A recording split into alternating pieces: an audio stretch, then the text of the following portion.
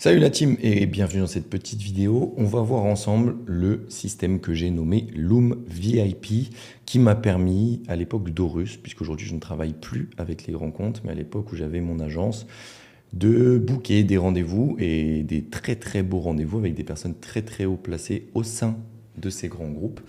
Plus de 50 actuellement. Alors je ne les ai pas tous signés, mais en l'occurrence ça m'a permis d'en signer quand même quelques-uns. Et surtout d'acquérir de l'expérience quoi, et de rencontrer des gens qui sont hyper intéressants dans des boîtes du CAC 40, du retail, de la tech, du service B2B. Donc pour ceux qui ne le savent pas, voilà, j'ai bossé avec certains des plus grands groupes français, Orange, Mythic, Nexity, La Poste, mais aussi avec des très très grands groupes internationaux, Amazon, Google du coup avec YouTube, Binance, enfin bref, voilà, j'ai eu la chance de bosser avec de très très grands comptes et j'ai eu des rendez-vous aussi avec d'autres grands comptes avec lesquels malheureusement je n'ai pas bossé, mais des gros rendez-vous par exemple avec plusieurs, on va appeler ça des filiales ou des maisons entre guillemets du groupe LVMH. Voilà, c'est un système qui a bien marché et j'ai chopé ces rendez-vous avec ce système à chaque fois, donc il est plutôt puissant.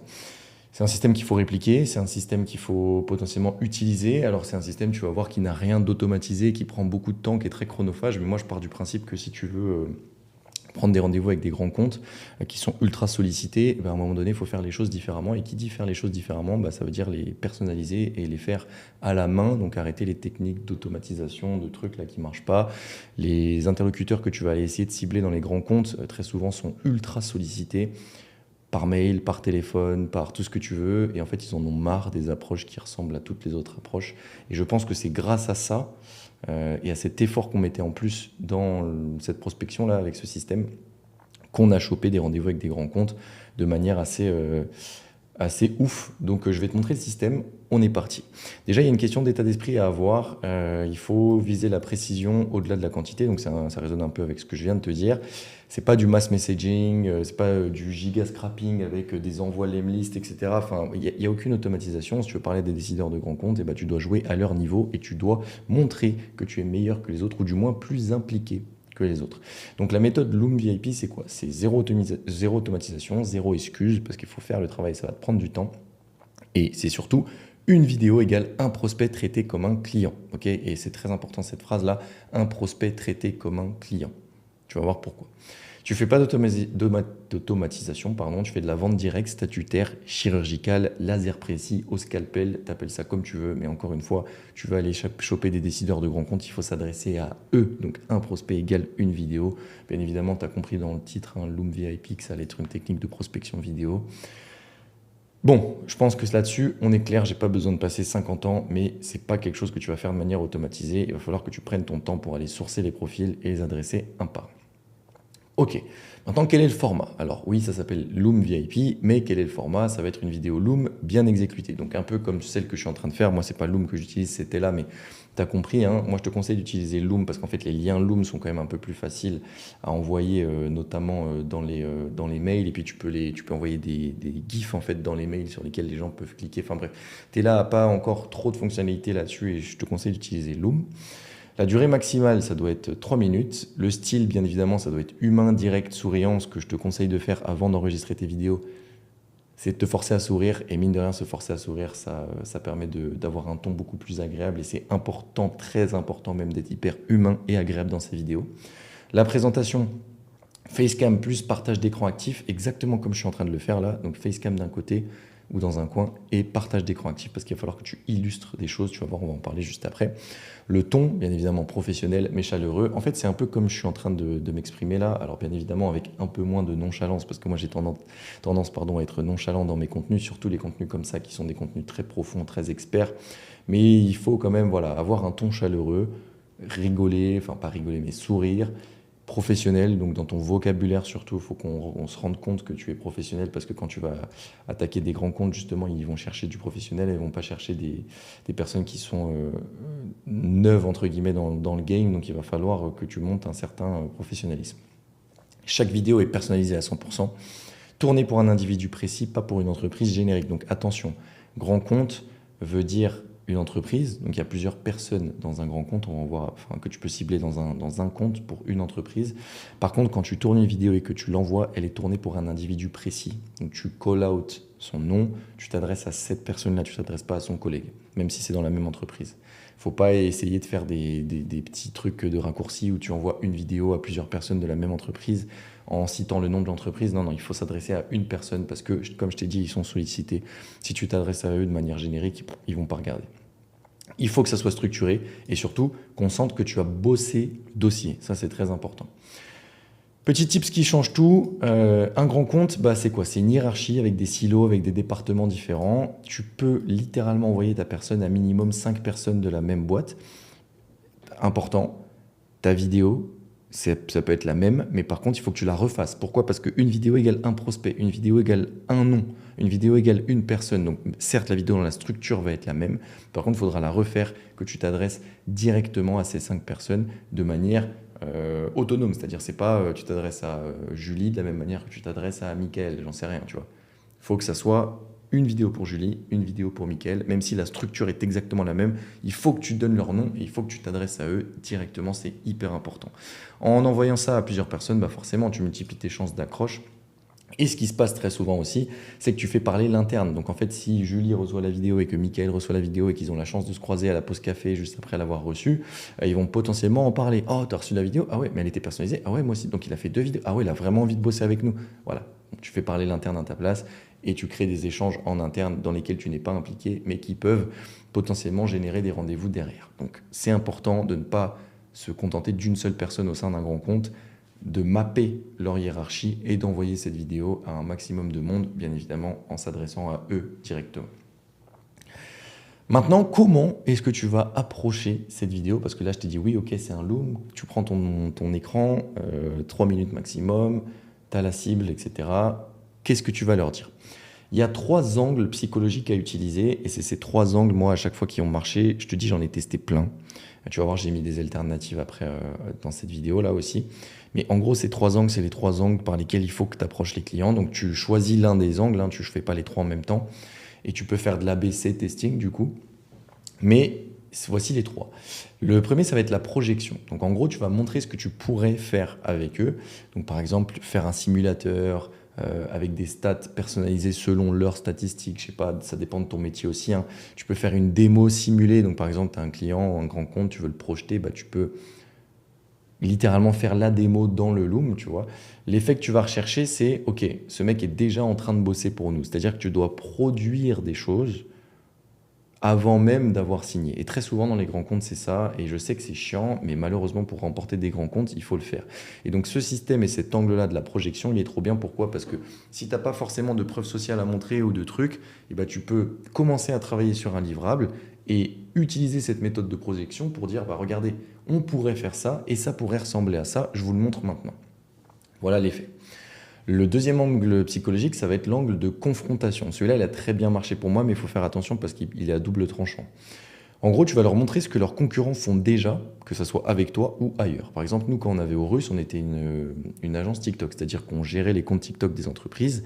Typiquement, j'ai chopé des grands comptes en expliquant qu'on accompagnait déjà leurs concurrents ou alors que nos concurrents à nous accompagnaient déjà leurs concurrents et que le compte TikTok des concurrents était déjà en train d'exploser alors que cette marque-là que j'essayais d'aller attraper n'avait toujours pas commencé leur réflexion par rapport à leur compte TikTok. Et donc nous, on pouvait les aider à mettre ça directement en place et à leur créer un compte TikTok qui allait rattraper leurs concurrents.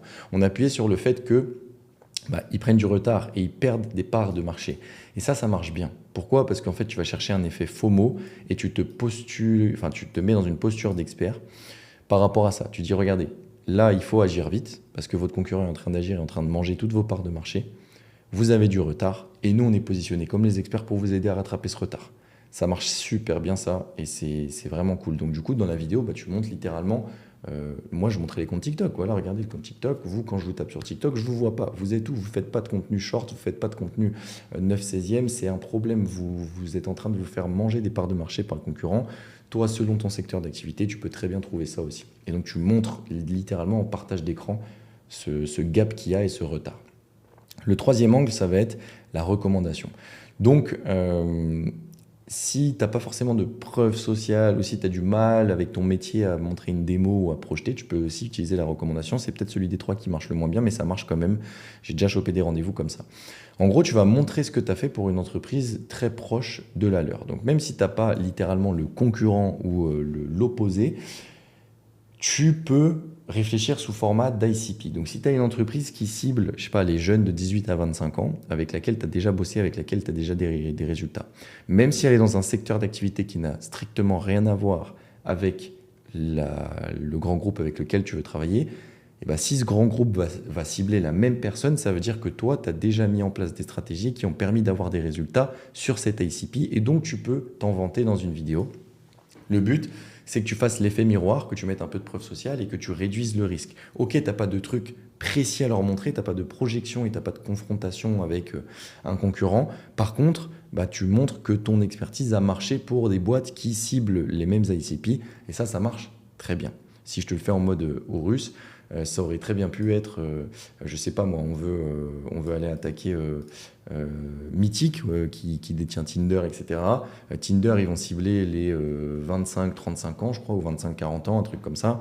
Si je dis que j'ai travaillé avec Nexity et qu'on a travaillé sur des campagnes pour les primo-accédants, c'est-à-dire des gens qui ont entre 25 et 40 ans, et qu'on a réussi avec notre création de contenu à les cibler, ces gens-là, même si tu as vu Nexity vend des maisons, Tinder, ça vend du dating, ça n'a strictement rien à voir. Le fait qu'on sache aller chercher cette cible avec nos méthodes a une valeur. Donc tu peux aussi utiliser ça. J'espère que tu m'as compris, c'est assez technique, mais je pense que tu as saisi. La structure de la vidéo, comment est-ce qu'elle doit être faite? Donc je t'ai dit 3 minutes maximales, tu choisis un angle et ensuite comment est-ce qu'elle doit être structurée. La première méthode, ça va être le contexte. Donc je me suis penché sur votre communication actuelle, vos offres, vos chiffres. La deuxième partie, pas méthode du coup, ça va être l'analyse. Voici ce que j'ai remarqué. Tu déroules ton analyse. Troisième partie, la recommandation. Voilà ce qu'on pourrait faire pour vous concrètement et dépendamment de l'angle, bah, tu sais dans cette partie recommandation que tu vas mettre tes éléments. Quatrième partie, résultat plus preuve sociale. On a fait exactement ça pour ça, voici ce qu'on a obtenu. Bien évidemment, si ce n'est pas ta preuve sociale que tu mets en avant, par exemple si tu choisis la confrontation, il y a lui qui fait ça, voici leurs résultats, voici ce à côté de quoi vous passez. Tu m'as compris, c'est juste de la logique. Et ensuite, en cinquième point, le call to action. Bien évidemment, cette vidéo-là, elle n'est pas là pour faire de la charité, hein, elle est là pour choper un rendez-vous, donc il va falloir qu'on incentive le prospect à choper un rendez-vous.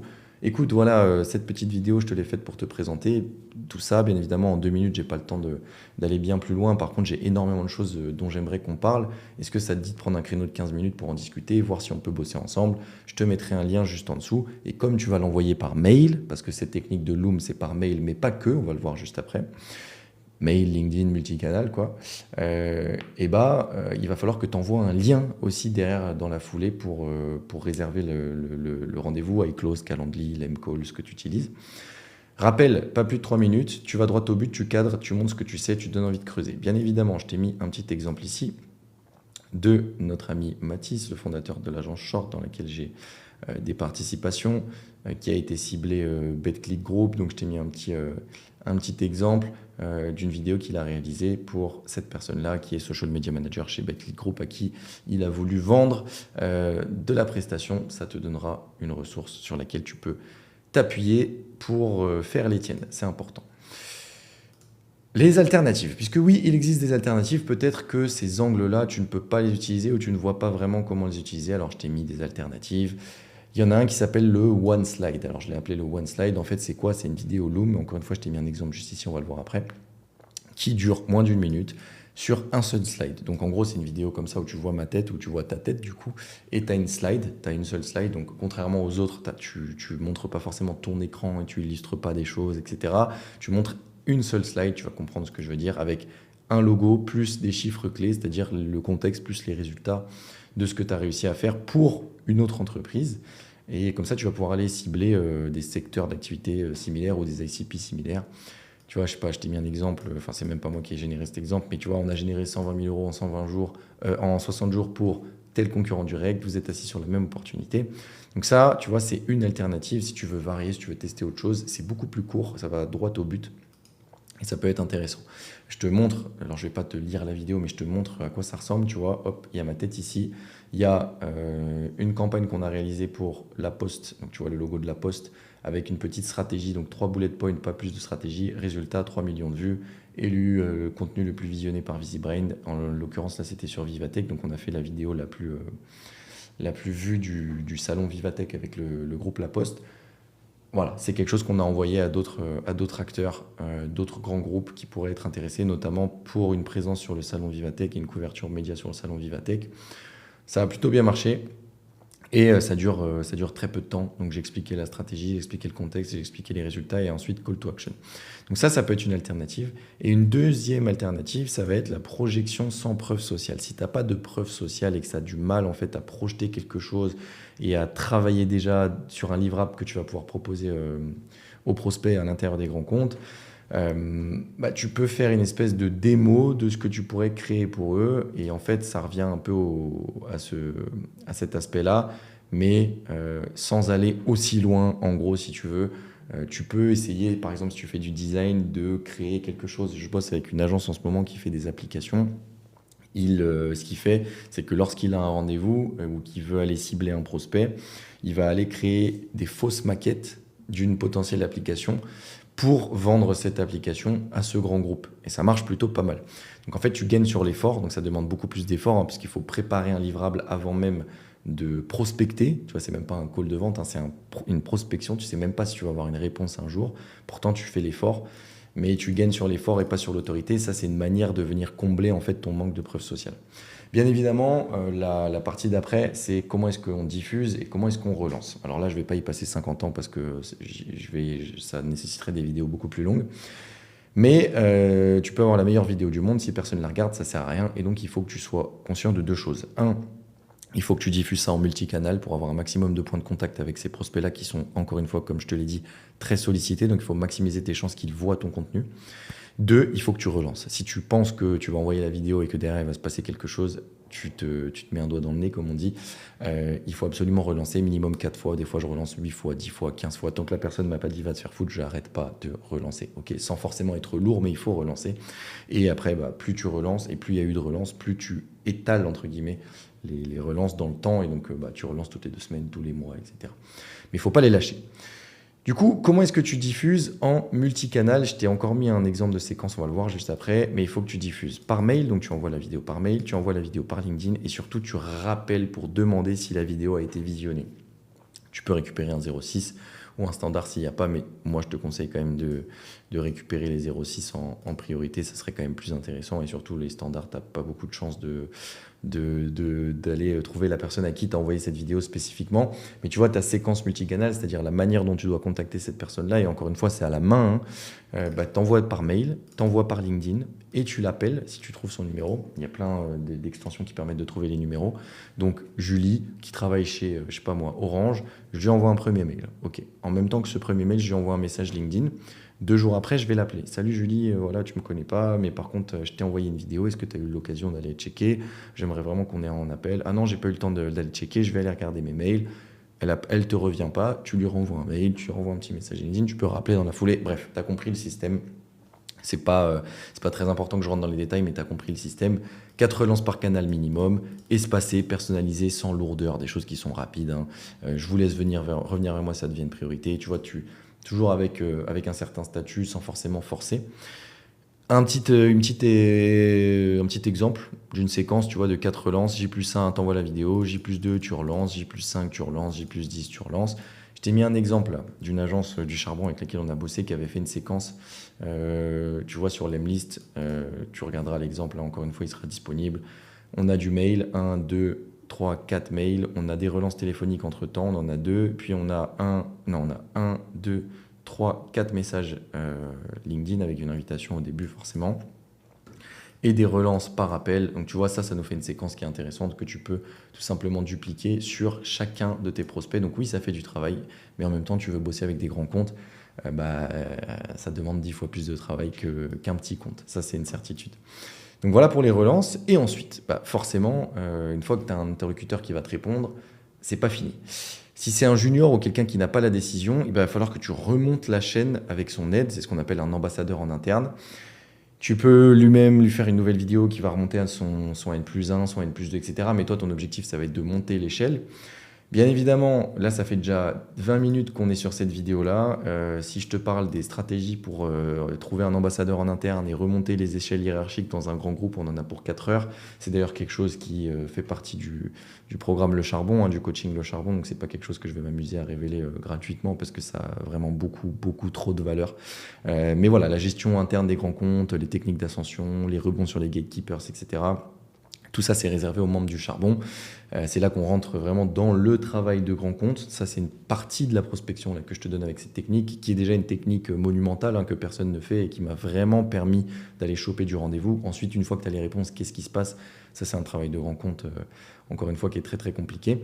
Bon, on est bon pour cette petite vidéo. J'espère que tu as kiffé. Si jamais tu veux qu'on voit si on peut bosser ensemble et qu'on peut potentiellement t'aider à scaler ton activité, avec le Charbon, n'hésite pas à prendre un petit call. Quoi qu'il arrive, ça coûte rien. Et puis, on sera très honnête par rapport au fait de notre capacité à pouvoir t'aider ou pas. Ça sera dans la description. Le document aussi sera dans la description pour que tu puisses aller checker les exemples et que tu puisses créer tes séquences, etc. On se tient au courant, on se revoit très vite sur une prochaine vidéo sur cette chaîne-là. Ça commence à me faire kiffer cette chaîne de faire des petits contenus comme ça. Si jamais ça te plaît, n'hésite pas à me le dire en commentaire aussi. Même si je fais pas de vues sur cette chaîne et c'est pas le but, bah, quand il y a un petit commentaire, ça me fait toujours plaisir. Je sais que je vais dans la bonne direction avec ce contenu-là qui est quand même très profond, très technique. On se tient au courant, je te souhaite force et honneur et puis on se voit très vite sur cette chaîne.